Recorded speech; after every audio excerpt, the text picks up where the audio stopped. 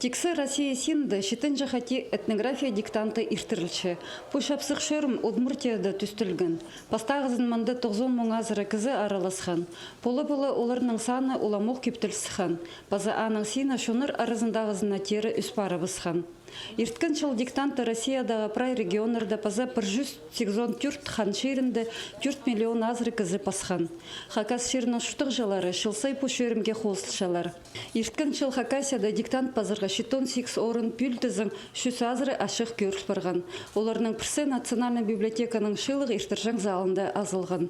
Мұнда библиотеканың қығырық жылары паза горд шұтық жылары пөлістерін сынықтаныр.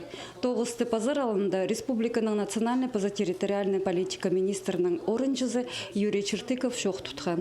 Шылыс хыншонға пөлістерін маңат көст берерге алған.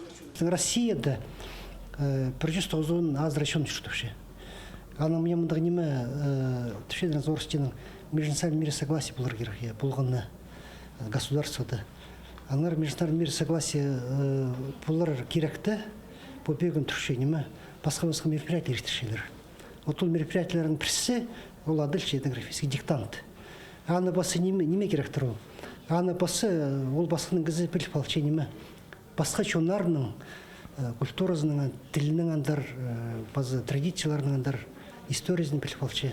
Пылғына аралысша сұрғылыр пазылған пазанандырық бержін пішіктер берілген.